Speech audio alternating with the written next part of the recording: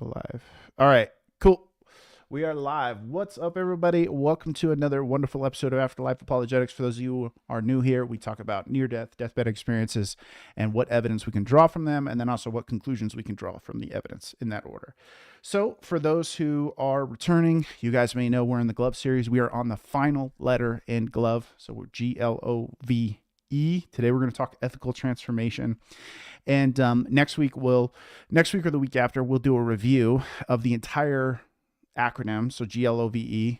We'll talk about each kind of a little bit in depth, just a quick recap. And then from there, talk about what conclusions I think are safe to draw from that evidence as a whole. But today we really want to jump into E. And if you guys remember in the last episode, I was telling Steve that I think E, V, and G, so those three letters of the acronym are, in my opinion, the strongest letters in the acronym, and that I think you can argue to Christianity strictly from those. And we'll get into the evidence as to why I think that, and kind of implore you guys to take into consideration some of the things.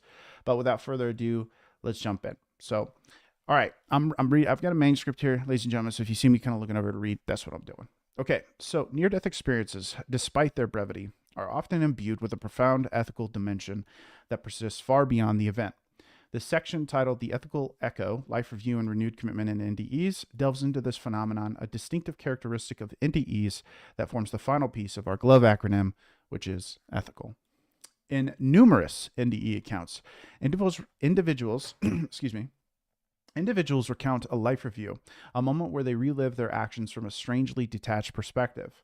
But this isn't a cinematic replay of their past. It is a deeply moral appraisal that seems to underscore the implications of their actions on others. They experience not just their own emotions and perspectives from these moments, but the feelings and experiences of those interacted with as well. It is as though they are given an all-encompassing view of their life with an emphasis on the emotional and moral ripples each action has set forth, as reported by Grayson in 2010. Bruce Grayson, a pioneering researcher in the field of near-death studies, reports that individuals often recall feeling an intense understanding of how their actions affected others during these life reviews. It is not a judgment from a divine entity, but a self-evaluation process, unveiling the interconnectedness of human experiences and actions. This newfound hyper-empathy fuels a renewed commitment to ethical living as the individuals return from their NDEs with an altered perspective on life. For example, Anita Morhani, in her widely known NDE account, described how she gained a new understanding of her actions and their impact during her life review. She emerged from her NDE with an overwhelming desire to live her life fearlessly, affirming life and making decisions rooted in love and compassion rather than fear. Notably, these experiences resonate deeply with the ethical teachings found within the Christian faith. Concepts such as the Golden Rule, do unto others as you would have them do unto you, reflect this newfound understanding of interconnectivity and compassion that NDE survivors often express. This emphasis on ethical living goes beyond merely being a good person, as is traditionally understood. It's about a transformation of one's entire approach to life, moving away from fear, judgment, and separation towards love, understanding, and unity, a notion that aligns seamlessly with the Christian ideals of love and forgiveness. However, the question remains, how does this ethical transformation fit into various worldviews? Are there philosophical or religious frameworks that can better accommodate this moral shift than others? In the following section, we will explore these questions, assessing different worldviews' capacity to account for these ethical facets of NDEs. So that's kind of the introduction, Steve, to ethical transformation and kind of some of the takeaways in general that people come back with. Anything to add to that? Why don't you just continue? I have several Okay. things I want to add, but I want to make sure that you give your basic approach to it before I start so that I can tie these into it. Okay. So through the lens of a life review, individuals who've had near-death experiences report not just a renewed commitment to ethical living, but an enlightened understanding of what goodness truly means. The interpretation of ethicality extends beyond the traditional sense of being a good person as dictated by societal norms or religious prescriptions. It illuminates a broader, more profound understanding of goodness that hinges on interconnectedness, empathy, and unconditional love. And I want to make it clear, when I use the word interconnectedness, I'm referring to the understanding that my actions are not isolated and in a vacuum. The things that I do can affect my family, my neighbors. It's kind of like the butterfly effect, as it were, that every action has consequences and those flutter out. And in juxtaposition, let us consider practice religion, Islam. Both emphasize the importance of righteous actions and ethical living. However, within Islam, it underscores the significance of good deeds and moral living as a means of gaining favor with Allah. So you live a good life in the attempt to gain Allah's kind of stamp of approval. And specifically in Islam, it's like your good actions need to outweigh your bad actions on the scale of life. That's kind of how they understand it. Whereas within the accounts I'm giving and kind of the structure of what these people are reporting, it's not necessarily that your good deeds outweigh your bad deeds. It's that you live with an inner transformation, that you're transformed internally to live a life of love, empathy, and a realization that you have a duty to others as well. So it's almost kind of like one in Islam, it's more about you and the life you're living, versus from what people are reporting from NDEs, it's more about how the life you're living is impacting everyone else. So it's like the emphasis goes from you and what you're doing to kind of what you're doing and how it affects everyone around you. It's almost like it's like one is really concerned with how you're treating your neighbors. Weird. I wonder who said that. Okay, so Christianity, on the other hand, offers a unique perspective. It doesn't downplay the importance of ethical living. The teachings of Jesus Christ are filled with calls for love, forgiveness, and empathy, mirrored in the experiences of those who've had near-death experiences. However, Christianity goes a step further. It argues that goodness isn't something It argues that goodness isn't something humans can achieve on their own. This is clearly stated in Mark 10:18. No one is good except God alone. This isn't a bleak indictment of human nature, but rather an acknowledgement of our inherent limitations and a call for humility. It is a recognition that the sort of transformational love and deep empathy that are often described in near-death experiences and that Jesus himself embodied are beyond human capacity alone. It also underscores that the Christian belief is that it is not human deeds that ensure entry into heaven, but God's grace. Ephesians 2:8-9 says, "For it is by grace you have been saved through faith, and this is not from yourselves, it is a gift of God, not by works, so that no one can boast." What then is the role of good deeds or ethical living in Christianity? While they are not seen as tickets to heaven, they are integral to a Christian life because they are reflections of God's love. Christians believe that they are called to love God and love others as themselves, and these two commandments form the crux of Christian ethics. Seen through this lens, the life reviews and ethical transformations following near-death experiences align remarkably well with Christian ethics. They underscore the deep interconnection between all humans and the profound influence each individual's actions can have. An influence that is perhaps best understood not simply in terms of right or wrong, but in terms of love, empathy, and interconnectedness. Okay, and in conclusion, the ethical dimension of near-death experiences lends weight to the Christian worldview, which incorporates a nuanced understanding of ethical living grounded in love and grace. As we continue to explore these profound experiences and so on and so forth. Okay, so that was a closing argument for the book, but ultimately, what I'm pointing us to is this desire to kind of have this deep internal transformation, and also the life review places an emphasis on how others kind of felt about the way that you acted, right? And so it kind of places an emphasis, these life reviews tend to place an emphasis on others' action or others' responses to your actions. And so I like to say in Christianity, the ends can never justify the means, in that how we get there and where we're going are both important in the Christian worldview. So it's like, yeah, I might have a good goal at the end of the road, but that doesn't mean I can stomp over a bunch of people to get there. If I have to do that, then it's probably not a good goal, right? Or I need to figure out a different route to that goal. Whereas I feel like you could say in, like, for example, Islam, there's the whole jihadi aspect of it, that it's kind of like, if you understand it from an Islamic lens, it is a good end goal, right? Of, well, if we lived in an Islamic state, we wouldn't have to have jihad. We wouldn't have to have these structures in place. We would have kind of like this utopian atmosphere. But jihad is a necessary, almost like calling it a necessary evil to get us to that point. Whereas Christianity would say that's not acceptable. Like we can't have these good ends with bad means, and vice versa. We can't have good means that have bad ends. They're both important, and that's again the interconnectedness that people are referring to. There's a lot I could say here, Steve. So I'm gonna kind of let you take over for a moment before I Sure, start sure. rabbit trailing. So let me first of all clarify a little bit about jihad itself. I think to a lot of Muslims, particularly the Muslims in my classes, they would say jihad to them is just struggling for the faith. Hmm. It doesn't imply hurting other people, doing all kind of extreme measures, blowing things up or whatever.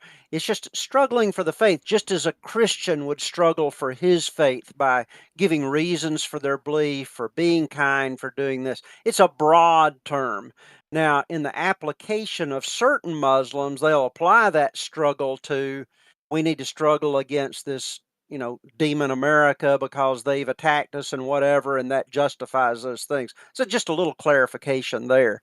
But let me give you a couple of examples Okay, of the difference in but go ahead. but Steve, I wanna ask you, like, while we're on that point, right? Mhm. That seems to me a very westernized, like, version of Islam. And let me give I'll read straight from Surah 9.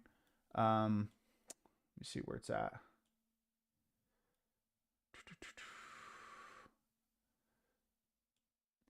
Basically, in Surah 9, I'm looking for it exactly here. Will you not fight a people who violated their oaths and the planned exile of the messenger and initiated hostilities against him?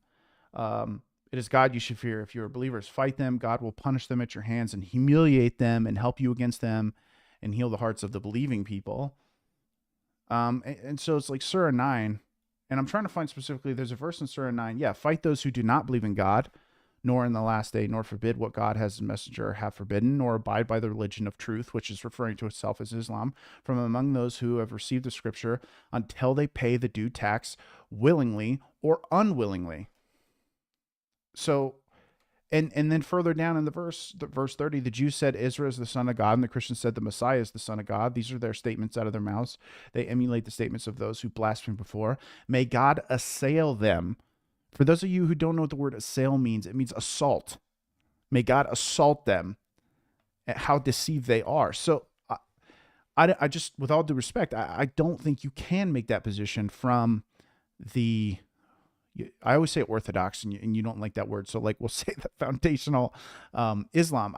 To me, that seems an incredibly westernized manipulation away from the canonical text. I mean, this is Surah 9. This is straight up in the Quran, where they're told to fight the unbeliever. Well, I think I'm just putting myself in the position of the Muslims that I know. I think they would tend to say, just like anything else in the Bible, where the Bible says, hate your mother and father, in comparison to me and those things, you say, oh, that's all has to be taken in context of what's being talked about at the time. A lot of these surahs, we don't even know the context of them, but many Muslims would say, well, a lot of those are in the context of how to deal with people who are actually fighting against the Muslims at the time. And so, yes, we have to protect ourselves against them, and that would justify things like that. I'm just saying, I'm not saying, I do believe that when you look at the Quran as just kind of a classic Islam, and if I were to read it for myself, what would I get out of it?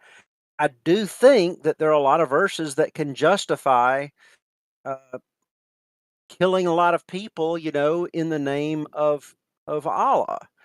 I do believe that's there. I'm just saying that when you use the word jihad and say that that means terrorist activities, I'd say that it is broader than that. It just means to many Muslims, and I think in other contexts as well, you're supposed to struggle for your faith. That may involve talking to people, giving an apologetic for Islam and the Quran.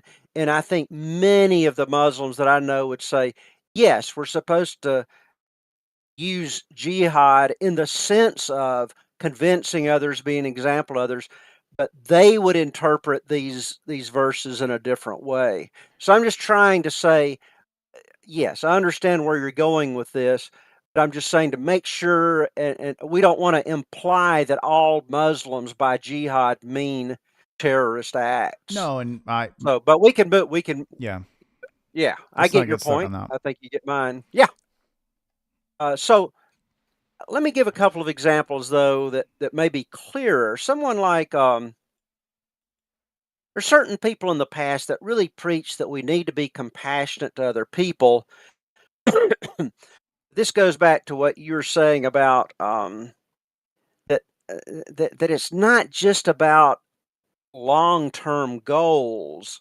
It seems like people like Marx would say, in order to reach this long-term goal of having a perfect society and freeing the poor people who are kind of enslaved, by the wealthy or whatever, in order to get them out, which is a good goal, which seems like a loving goal, they would say you're justified in doing a lot of harm to people along the way in order to get there. So the ends justify the means. I think a lot of people believe that, and even people like Rousseau. They said if you talk about someone who's an expert in Rousseau's life, it would say, Rousseau could just speak so passionately about his love for all of mankind, but for all of his love for mankind in general, he seemed to have a hard time loving any one person or handful of people specifically. In other words, you're out for these long-term goals of what we ought to do as a society to love more people, but you're not really loving those around you. You're using those around you. I think Karl Marx did a lot of the same thing. And even not, and so that contrasts, I'm sorry, what we're seeing in these life reviews. The life reviews, I've never heard of anybody saying, "Oh, I looked at my life review and I felt justified in neglecting my family because I was out here doing this ministry to other people." In other words, it sounds very consistent with what Jesus says about your neighbor, which implies the people that are closest to you. The life review seems to be about those that you've had personal contact with, that you're working with, that you're living with. How did you treat them? And I'm not saying that those outward goals are unimportant. They are taught in the Bible as well. We are to work for social justice. We are to try to change society in good ways. But if in doing that we neglect those around us or mistreat those around us, we've missed the whole point. Yeah. Now, that is specifically what the Bible addresses. Do you love your neighbor? What about your neighbor? And you saw the Pharisees and others walking by the person on the road who was in need, beat up, he was sitting there. They didn't do anything about it. They had big concerns of loving the world, helping the world. They didn't have time for this person who was sitting there right in front of them. So Jesus was very big on the person next to you, which seems to be what so much of the life review is all about. I'll give you an example, because Christians don't live consistently with this. Some people are going to say, "No, wait a minute. I know a lot of Christians, and they're not like this is all." Sure. But we're talking about what the foundational teaching is that we're all striving, hopefully, to become. But Steve Sjogren was a pastor who's known for acts of kindness. He's written extensively on that, had very successful pastoral career, really helped motivate churches to say, let's just go out and do kind things for the community with no strings attached. Sounds great, right? But he had a near-death experience one day, and he wrote a book about it. And he said in his experience, he realized that he didn't even know the names of his children's friends. Mm. Now, that's very specific. So he was out there involved in all this church activity, doing good things, but he didn't realize, and we're so easily blinded to this, that he was missing out with those who were closest to him in his own household. Mm. Well, it took a near-death experience to point that out to him. And I'll give you another example from a near-death experience of a person who was a Marxist. He was in China. He joined the Chinese Communist Party. What's the Communist China Party all about?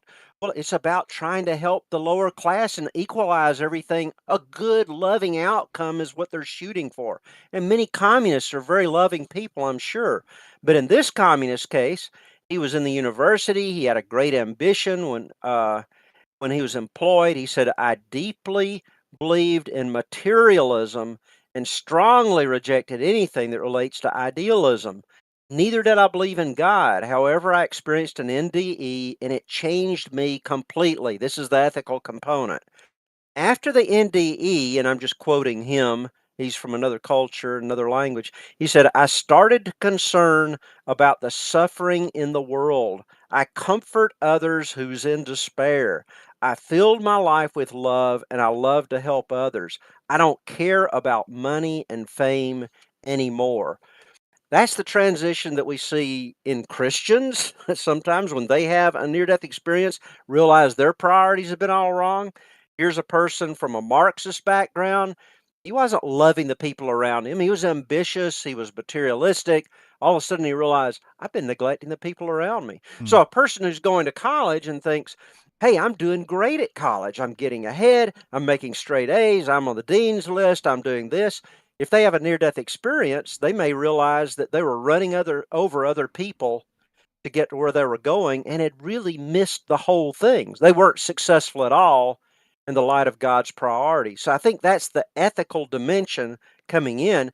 And psychologists would say there are very few things that will really change a person's life, particularly long term. So they're very interested in near death experiences because of the life change potential. One of the things that shows us that these are real is our expectations tend to be very different from what happens in the near Yeah. death I wanted to experience. point that out, Steve, For because you example, brought this up this that communist Chinese. Yeah. that he was not he was expecting nothing on the other side. But if Hmm. there was a God, surely God would be proud of him for all of his moving ahead in life and all the Hmm. homework he was doing. But no, he's shocked to find out that the ultimate priorities are very different from his priorities. Which we wouldn't expect if this was a naturalistic thing. Well, and that's exactly it. It defies the culture that they happen in. So even in um, Indian cultures, even in all the very different cultures, you see this constant kind of system coming back, which to me seems evidence for there is a um, I, I want to use the word universal here in an authoritarian sense, in the sense of like there is a higher kind of moral framework, because that's what this is alluding to, is there's a higher moral framework that we're all being held to regardless of our cultural beliefs.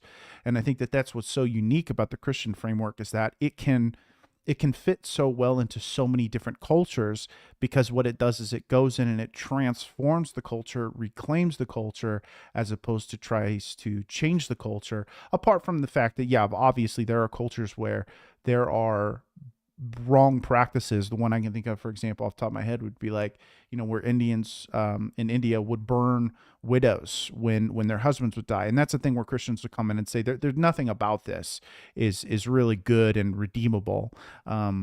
So let's try to get rid of this, because it doesn't really benefit us to be burning women alive for any for any reason. So it's like that to me is what I'm trying to get at with this ethical argument, is that there seems to be a objective morality that people are encountering in these life reviews. And so and we know this from other philosophical arguments, that the moral argument for God's existence is a very, very good one, at least in my opinion. And so I Mhm. feel like they, you know, um, I've been using this word a lot lately, but they dovetail really well together. Of okay, cool, we have these arguments over here for all these philosophical arguments for, if there's a moral law, then there's a moral lawgiver. Okay, and then that moral lawgiver must be a personal loving God based off of the moral laws that we understand. And then over here we have these near death experiences that coalesce with this, and then suddenly we have this kind of beautiful picture of like, this starts to sound and feel and look a lot like Christianity. And I have here some of the common characteristics, and I'm going to read a few of them off for you, Steve, which is Number one, increased altruism. Individuals often report a heightened sense of empathy and a more altruistic attitude towards others. They may become more involved in charitable activities or more attentive to the needs of those around them. And again, really important distinction. It is not because they want to up their good score, right? Make themselves a good person. It's because they come at it from the sense of, what if that was me? How would I feel? How do they feel? I don't want to feel that way. I don't want them to feel that way. Let me help them. It becomes more about transforming that person's life than doing a good thing for somebody because I'm charitable, right? See the emphasis difference there is one's doing it to help the person because they genuinely want to see this person's situation improved versus the other one's like, well, it could be anybody standing in front of me as long as it makes me look charitable, right? And I think that True. that's a key distinction. They have a greater appreciation for life. Many experiencers come back with a renewed appreciation for life, often emphasizing the importance of each moment, living in the present, and expressing a desire to live more fully. Again, to live more fully, like you mentioned, Steve. He's doing all these church activities, yet he doesn't even know his kids' friends' names. And this is kind of allusion to the fact that it's like he's so busy doing what he thinks needs to be done that he's missing this opportunity to create genuine relationships, not only with his children, but like he's probably going to, like God's put it to where human beings, we're going to accomplish more in the relationships that we have rapport in than the relationships we don't. Right. And so it's like, I can't go to a random community in Africa and help them as much as I could help the community I'm here in now. I understand this community. This community knows me. They trust me. They have rapport with me. So the likelihood that I can actually get into their life and create and do more of the things, be more of the image of God in their life is much, much higher than, say, me going to a random community that's like, they don't know me from Adam. And they're like, we don't trust this guy. What does he want? He's got to be here for some selfish desires. Shift in priorities. Materialistic concerns tend to diminish in importance rapidly. There's a notable shift towards valuing personal relationships and spiritual or emotional achievements over professional or financial success. Again, a deep desire to kind of move past pain in life, live with love, live with empathy, and to speak to like traumatic events. There have been many people who report from these near-death experiences that they see how these traumatic events were used for good. God used these events to kind of shape them in a positive fashion. And so that's what it means by like a spiritual or emotional achievement, like getting past trauma and using that trauma as a building block of, for example, let's say you were raped when you were young as a woman. You see how that experience, God used you and use that experience to transform you into a force of, maybe you create like a rape shelter. Maybe you create some of these other good kind of beacons of God's image, his love for people, and that you get to kind of be a shelter for these women, or even go in and do preventative treatment to prevent women from getting into situations where that could potentially happen, yada, yada, yada, so on and so forth. So that's kind of what I'm referring to, is that they'll see these traumatic events that happen to them, and then the emotional achievement of getting past it and being able to build upon it and be like, because I have this experience, I have a heart for this community or these particular people. Enhanced environmental concern. Reports sometimes include a newfound or deepened commitment to environmental issues, with individuals feeling a strong connection to and the responsibility for the natural world.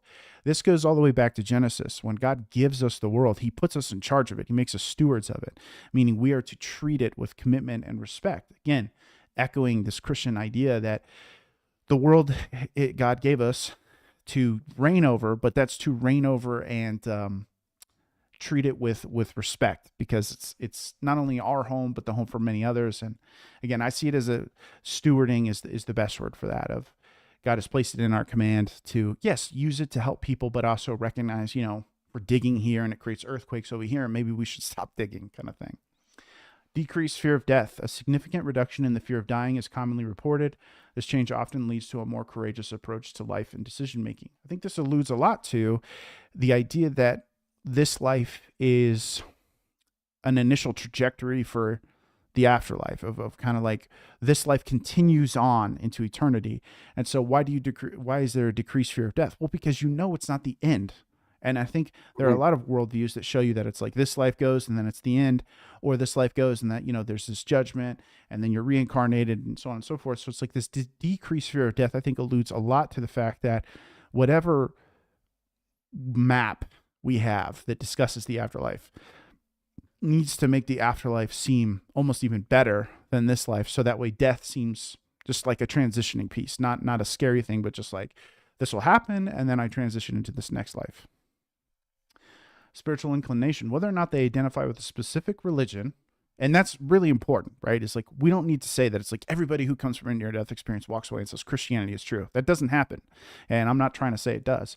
But what they do walk away with is they all walk away with a heightened sense of spirituality or a belief in a higher purpose or power, which I think at that point you can begin philosophical argumentation of like, well, you can't have a higher purpose without a higher power, and who is that power, and what do they look like, and what, right? And then so you start getting into these philosophical arguments, but I'm kind of referencing to the point that it's there, that no matter what happened, no matter what faith they go to, they do believe in that deep sense.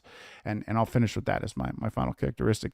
And those are reported in the journals of near-death experiences and just common studies that are done through that journal, and kind of some of the characteristics that are commonly reported of like, these are the transformational aspects from the ethical scope that happen within these people who have these experiences.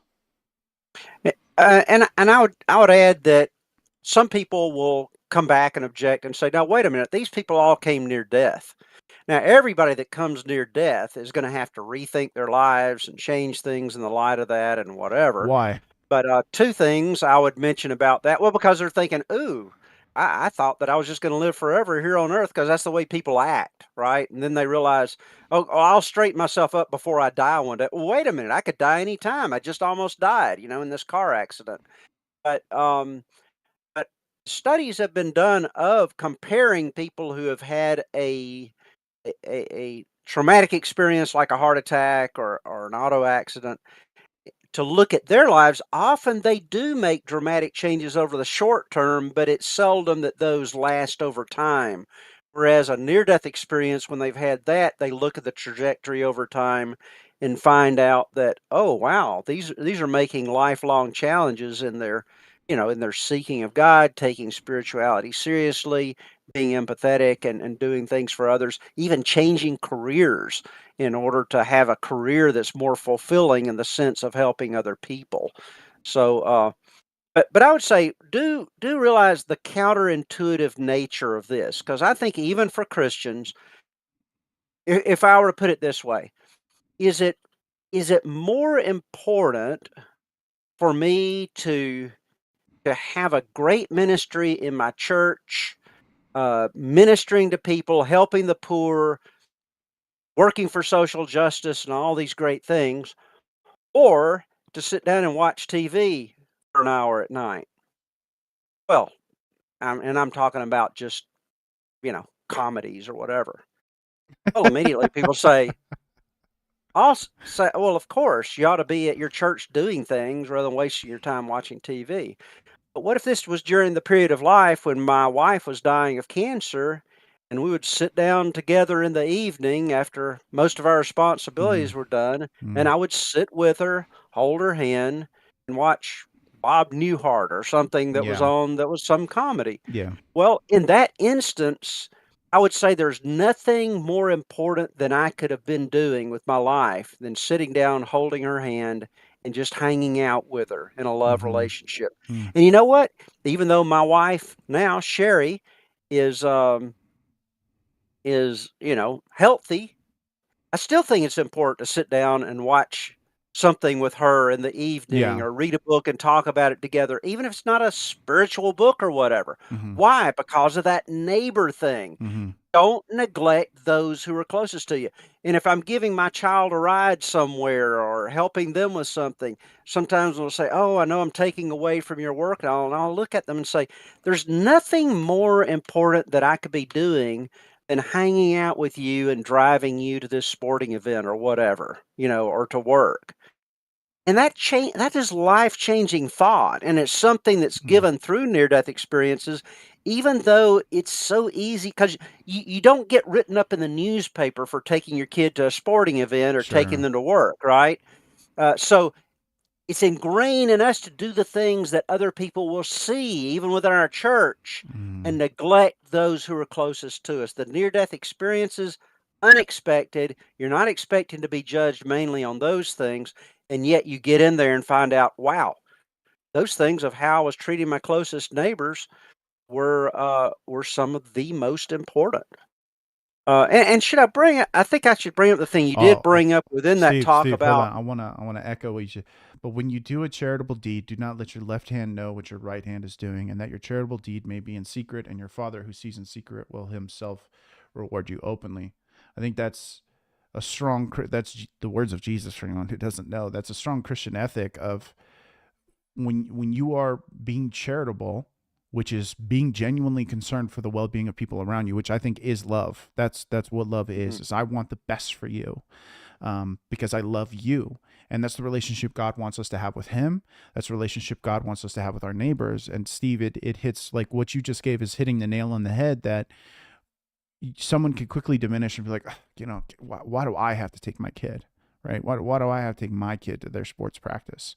Right? I have so much, I should be running this homeless shelter down the road or whatever. But you can see time and time again, there's countless stories where kids who grow up in that environment were like, yeah, my dad was way more concerned about these people than he was for me. And now I don't have a great relationship with my father. And it's like, and now this lifelong fracture between father and child is there.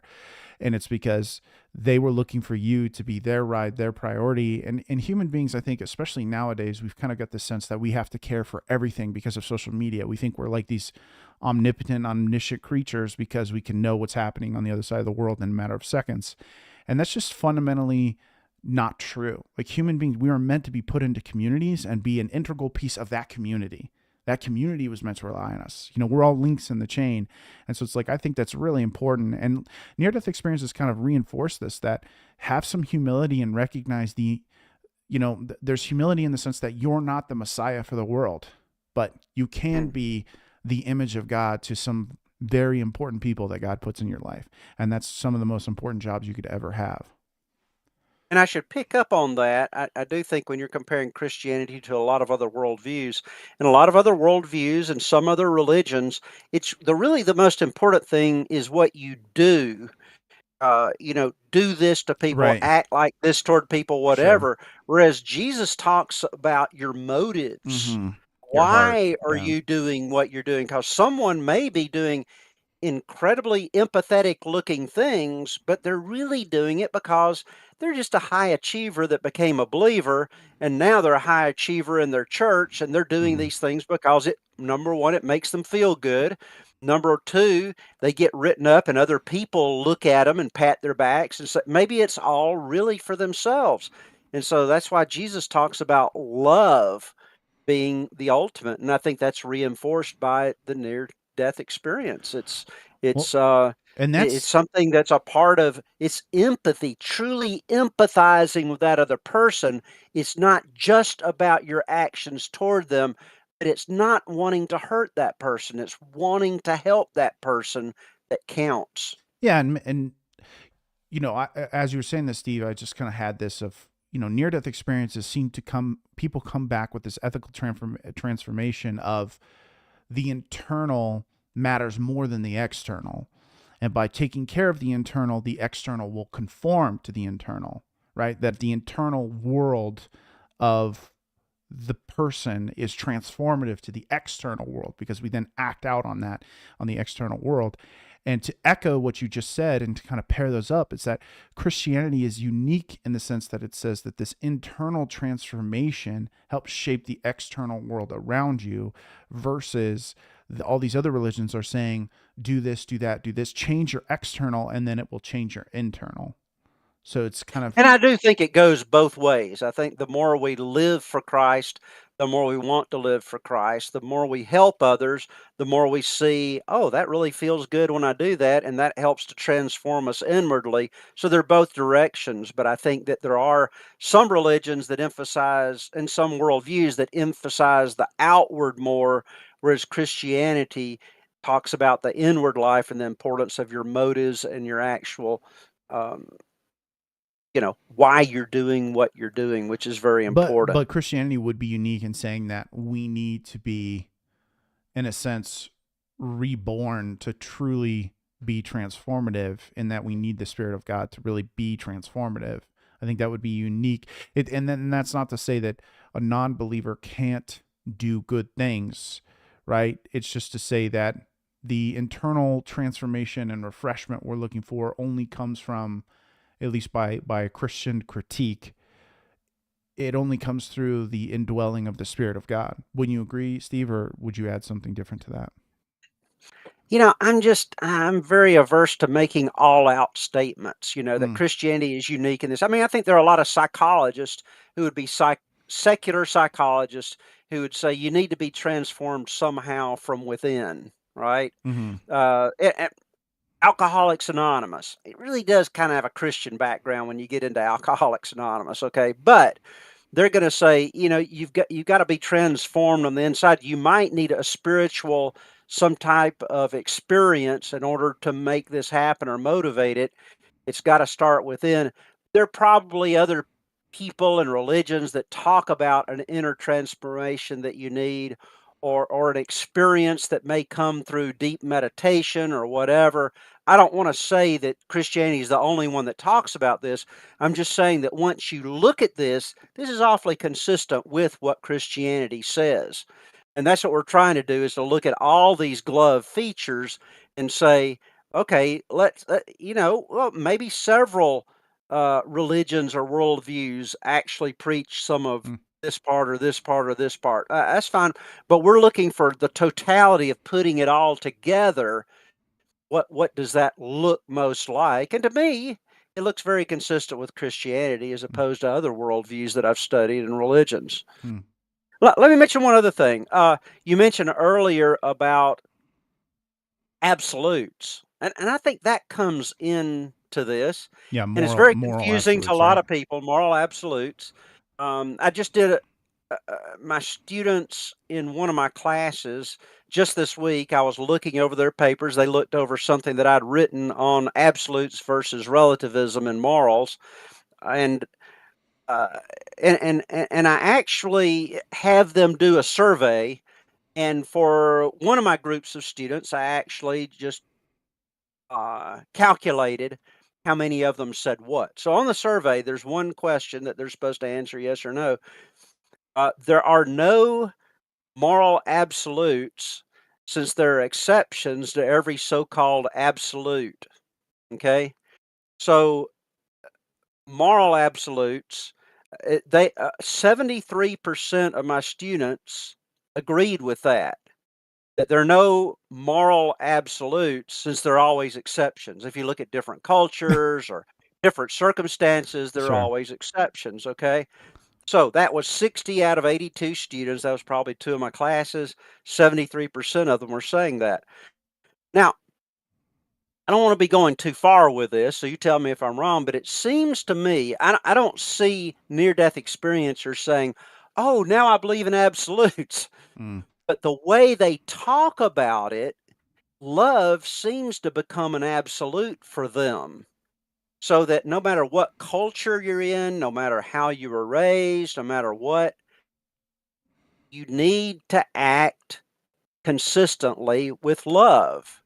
If you don't, then you're disobeying God and you're disobeying what you know to be true. It seems to me that there is right and wrong, and we see this across cultures, right?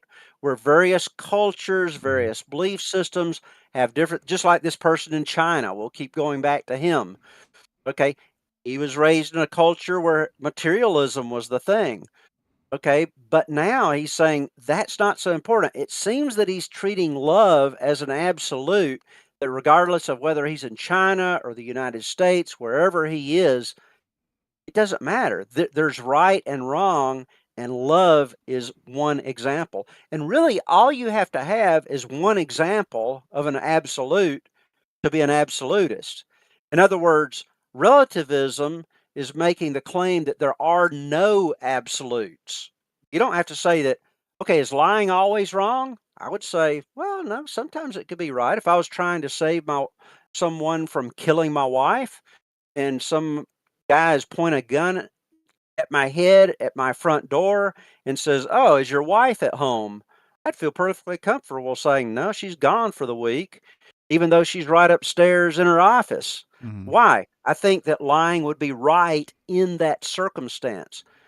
So I'm not saying that all morals are absolutes. There are conflicts of absolutes that go on, but we should never act when it's not out of love. Even when I'm having to protect my wife, even if I have to protect my wife by knocking that guy out at the front door with a baseball bat, that would be out of love for my wife and not out of hate for that person. Yeah. So Yeah. that's all I'm saying. A lot here. There's a lot you could go into, and Yeah. there's a lot of There's misunderstandings definitely a lot of regarding strings to pull on there. absolutes.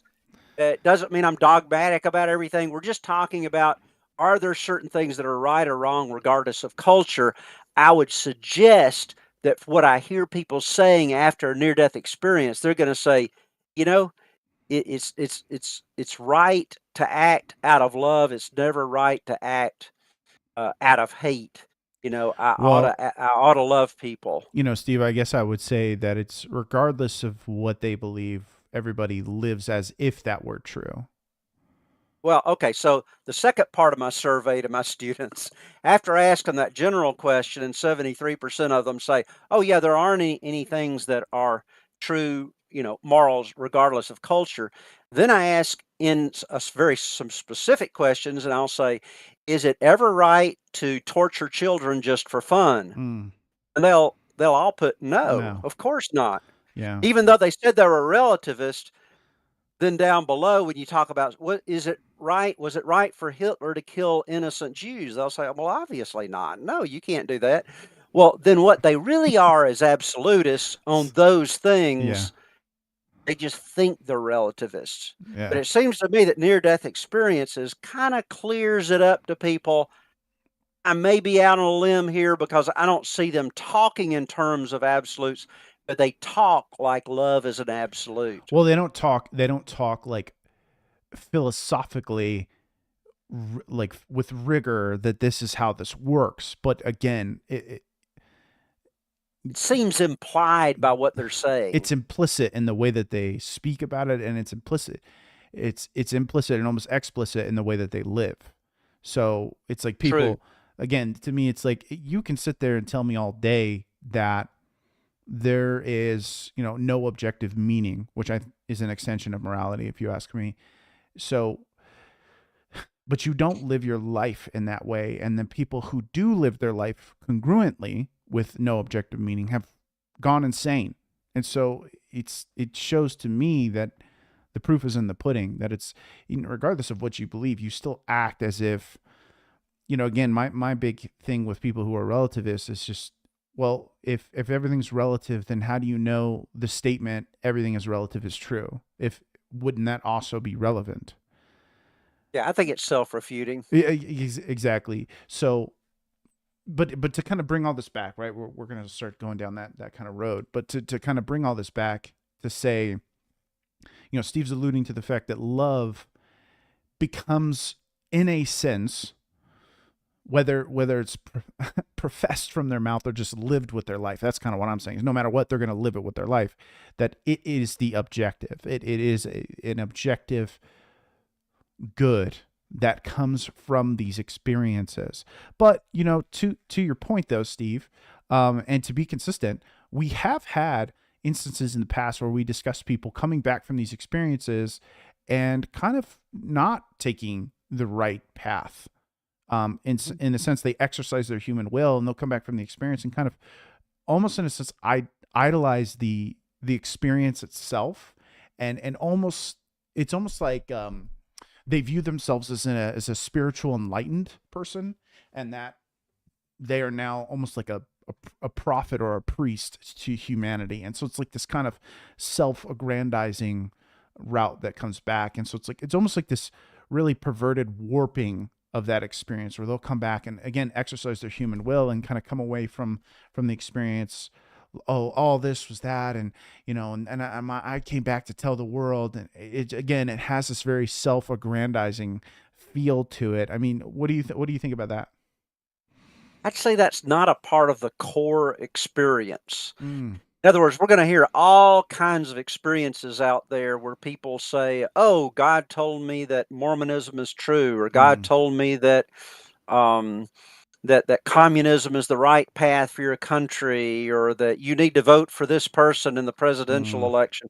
you'll hear all kind of things in the minority, and I think that we just kind of set those aside and say, well, since some people have mental illness, since some people are lying to try to sell more books or to get for this article that they're writing to get social media exposure, since some people have false memories, there are going to be a lot of anomalous things. I would think, and I just ask you, of all the experiences you've read, don't you think that those are minority reports and not really a part of the core? And as such, I kind of set them aside.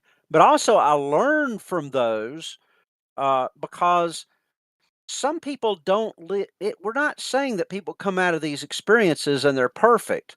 They still have fallen brains. They have still fallen minds. My hope is that from the experience, they become seekers, and I believe that spiritually, that's one of the main outcomes of these experiences is they begin seeking. So they may do things that they think are loving things. They may do things that they think are truthful things that really aren't because they're just bumbling searchers like the rest of us. But if they're sincere, Jesus says, if you seek and keep on seeking, implied by the Greek present tense, if you seek and keep on seeking, you will find. Knock on the So there door. gonna be a lot of inconsistency when they come out of their, their Yeah, experience, I was. and when we need to take that into effect, that doesn't mean everybody's perfect or that everybody lives in, perfectly consistent with their experience. Yeah, I was bringing it up, Steve, because I guess I was trying to steel man an argument against my argument, which would be, well, you're claiming that ethical transformations is part of in a sense, a staple of these experiences. Fair enough, but I would say, again, I'm arguing against myself here, that I would say that the ethical transformations I see is a heightened sense of spirituality and um, reincarnation. I know there's like a small section led by he wrote the evidence for heaven or the proof of heaven. Even Alexander, he kind of went more so in the route of almost like an Eastern religious tradition, um, kind of more aligning with what you would find in Buddhism. Mhm. So, As so I recall, it's been a while since I read yeah, him, but yeah. as So soon I as I guess recall something like that. I'm kind of counter arguing this of like, well, I see ethical transformations, but more so towards this vein of ethics, which I would argue is very different from the Christian ethic, because from there you're seeking detachment in Buddhism. And I don't know how much he got that from his experience itself, as if it were taught him on the other side, some of these more Eastern religious ideas, as much as that was his conclusion at the point after he had had the experience that, he started leaning more this direction, and he may change over time. I'm not sure where he'll go with that. But again, we're not claiming that everything people come out with is correct or that they're living consistently with it. But I think, even in his case, you'd say, "Wow, I think he really came out with the love thing, that's important." As I recall, he was pretty much a materialist before, and now he's thinking, "Wow, love is really what counts." I remember him coming out with those type of outcomes, which would be consistent with the core experience, what we're hearing. And Jesus said that some things are more important than others. You say, well, they don't come up with all the right knowledge or all the right truth. True. I think they're still seeking. But but Jesus said the most important commandment is basically loving God and loving other people, and that is one of the large outcomes that we come out with. It's kind of like if you're a Christian apologist and you're looking at the beginning of the universe, that doesn't give us the whole picture. If you believe that it required a God to create the universe, then you're saying, okay, I think there would be a God, someone outside of space and time to cause a start of space and time.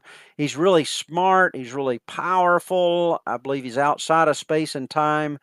You don't get a full theology from that vein of evidence. That's why So we have multiple arguments looking at what is God like, what do these experiences mean, Yeah. because any of these experiences doesn't give us the whole picture. And that's why we've got revelation that we believe is true from God that we compare these things with. You're referring We to have reasons for believing that. you're referring to general revelation. You're not referring to the book of Revelation.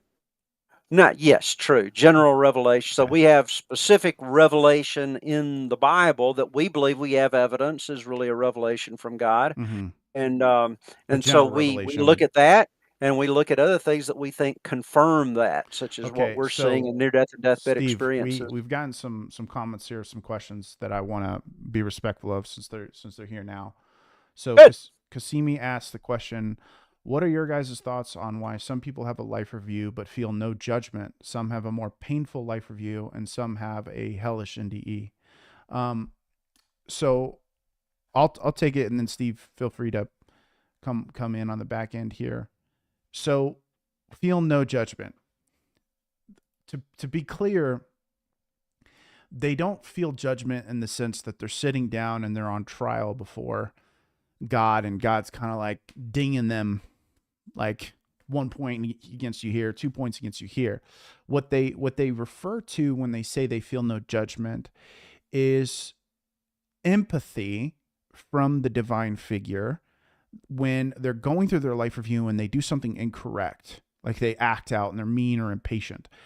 It's a reported sense of empathy from the being of like, you could have done better there. Wouldn't have been so much better of a situation had you acted better there. And so you could argue that that is in a sense judgment as we understand it in cultural context, but in a hard, in some circles of Christian thought, that's not they want to see God out there with a hammer, just straight smashing fingers.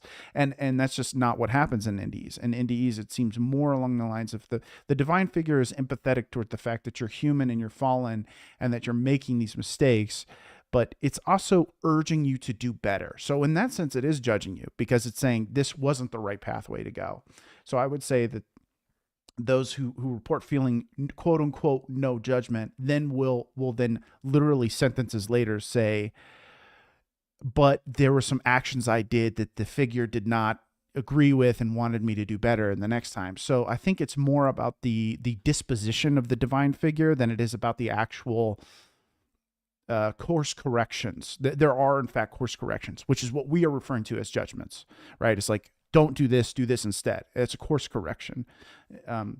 Then in terms of some have a more, well, Steve, anything to say on that before I Yeah, answer the next people one? have different definitions of judgment. I mean, some people are thinking in terms of hellfire and brimstone and God yelling at you and all this. That's what they define as judgment. So I think the great majority of people are going to say, "Oh, I didn't. God wasn't up there yelling at me. He wasn't wrathful toward me. Therefore, it wasn't judgment." And you'll say, "Well, what did he tell you about your life in your life review?" You say, "Oh man, he pointed out so many things that I was doing wrong."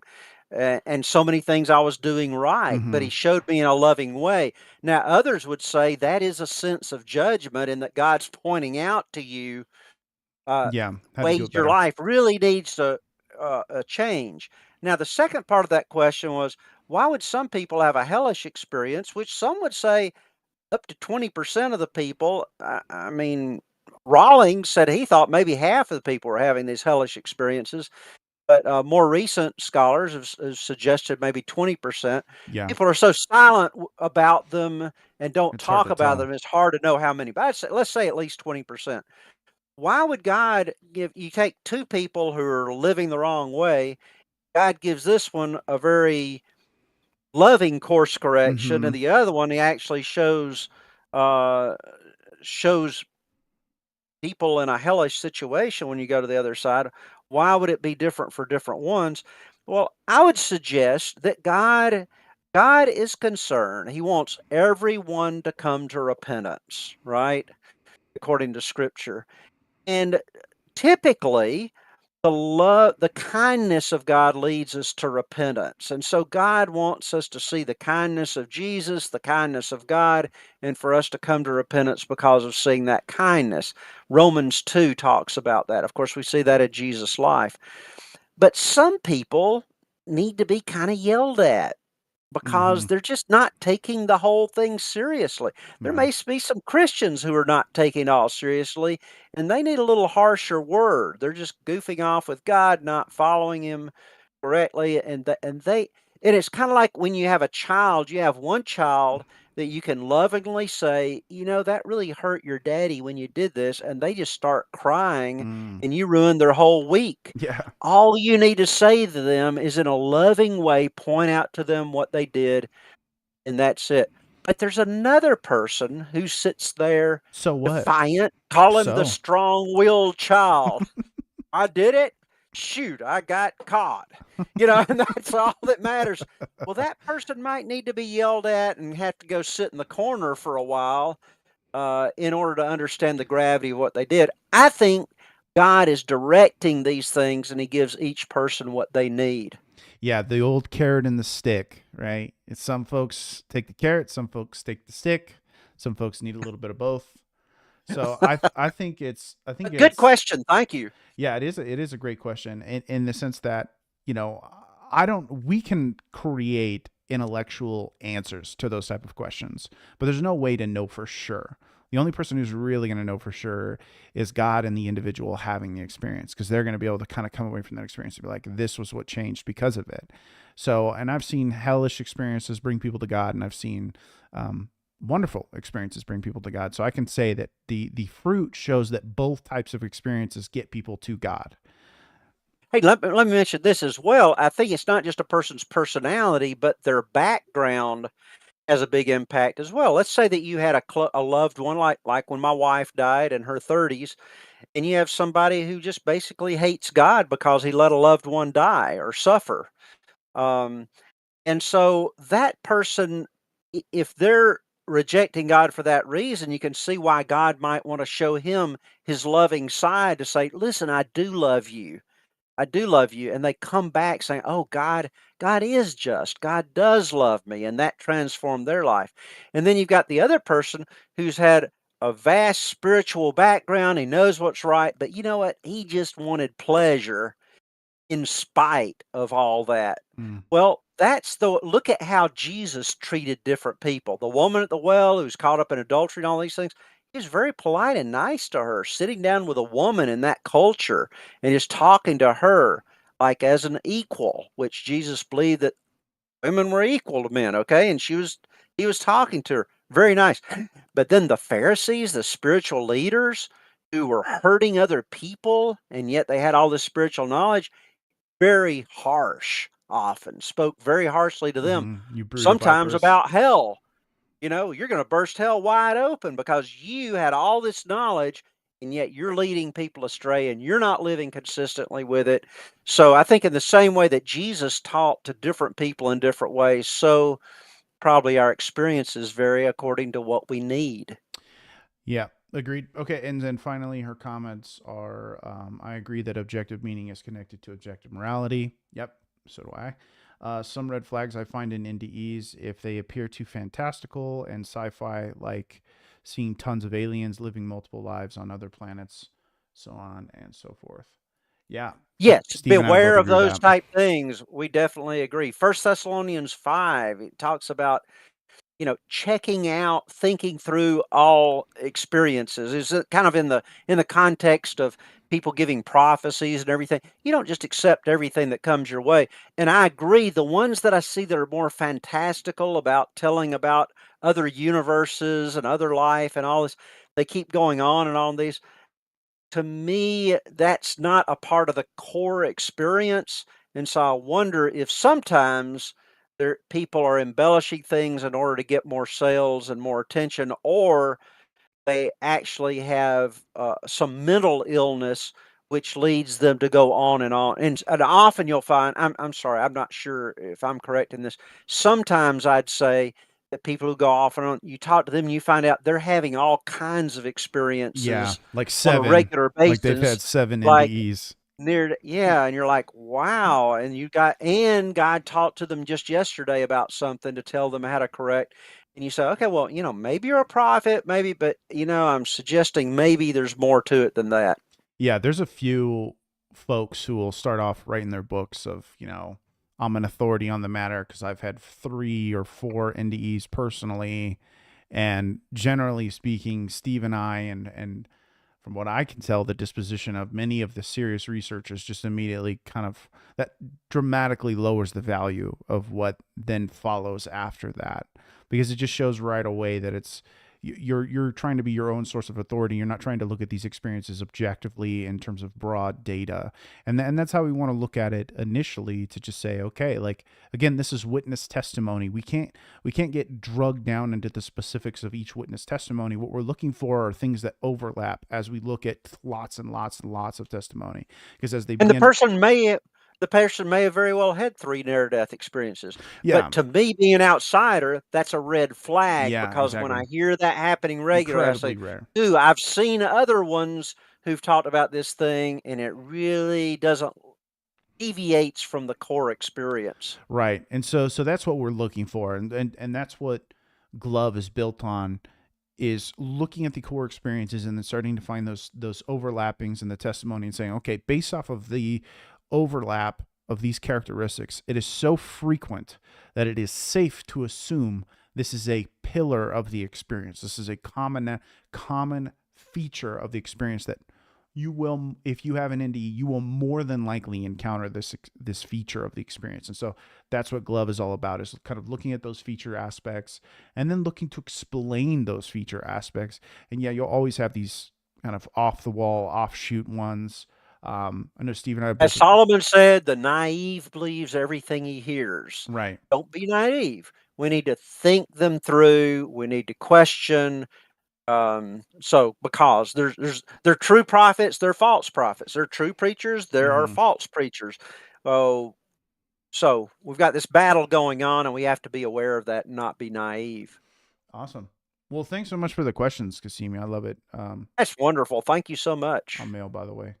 I love Oh, my sorry. students that ask lots of questions. My bad. I don't know if I said you were a female, Kasimi. My bad, dude. You said I'm male. Nonetheless, thanks for the questions, man. We really appreciate that, and it always helps us kind of push the conversation further. I think that will wrap it up for today. And unless Steve, you have anything else you want to add? I know we're actually a little bit I over think time that's here, great. so We covered a lot, yeah, we and covered a lot of I ground today. appreciate everyone who's been here with us or is listening in the future. Cool. Awesome. Well, next week, guys, what we'll do is we're going to do a final wrap up, kind of my closing arguments for why I think, spoiler alert, why I think Christianity is the best explanation for the GLOVE acronym. And it'll just be simple of kind of looking through each of the pillars and saying, here, Christianity fits, or doesn't, or this worldview doesn't fit. So with that, further ado, thank you so much for your guys' time. God bless, and we'll see you guys next week.